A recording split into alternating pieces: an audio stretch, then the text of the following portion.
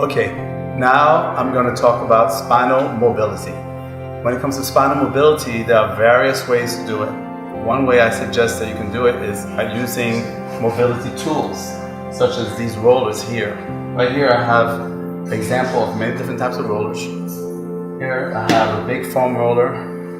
I have a small roller that's made out of cushion and a hard plastic material.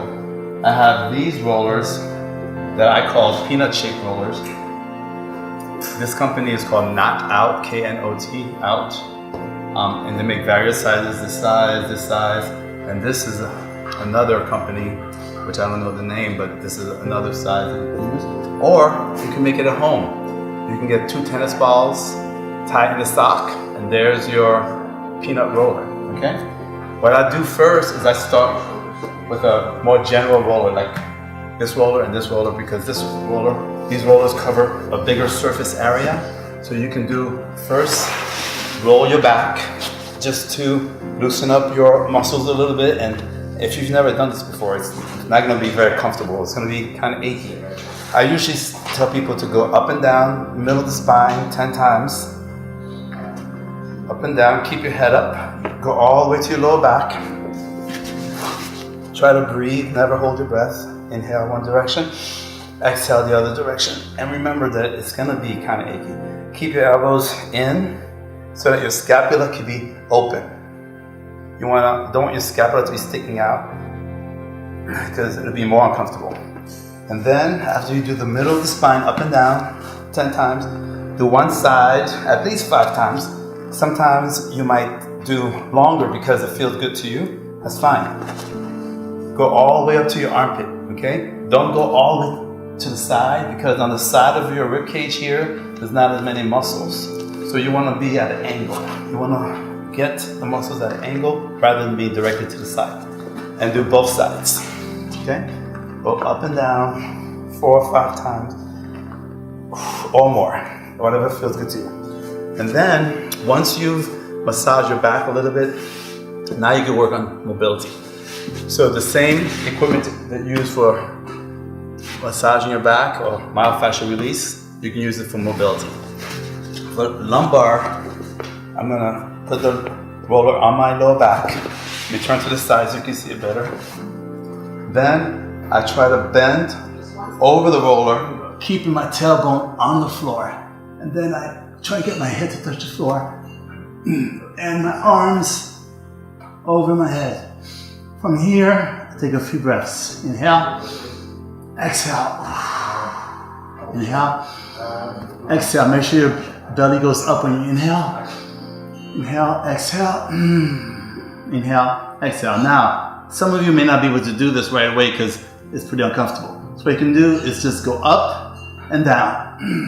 Bring your tailbone up, bring your tailbone down. And keep your shoulders anchored. Or you could do the opposite way. You can keep your tailbone anchored and then move your shoulders up and down. That way you have to have an anchor. Either your tailbone has to be anchored or your upper body has to be anchored. Now, I could choose not to use my arms first, because once you add the arms, it's a little bit harder. Just use your upper body first. And then once you get comfortable, you can add the arms. So that's the lumbar. To work the thoracic spine, you move the roller up a little higher, and you repeat the same thing. You have to have an anchor somewhere. Either your tailbone needs to be the anchor, or your upper body needs to be the anchor. And then you bend your body around the roller.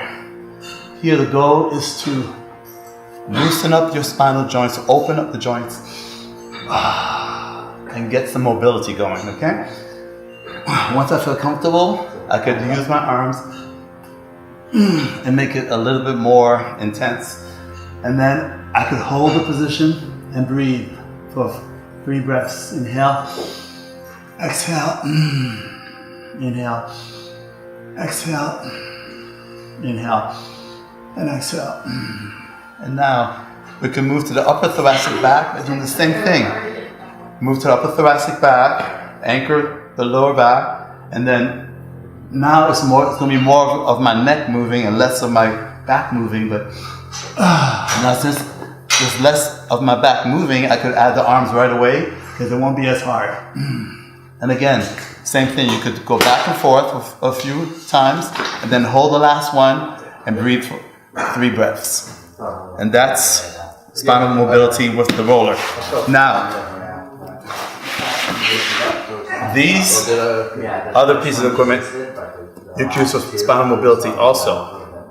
Notice that they're much smaller, and when they're smaller, that means that they're going to be more specific and more intense. So let's say that the middle part of my upper back is really tight. So I put it in the middle part of my upper back, and I try to work on that part, right there, right where, specifically where it's tight. So depending on the size of the roller you have and the shape of it, you can target different parts of your spine.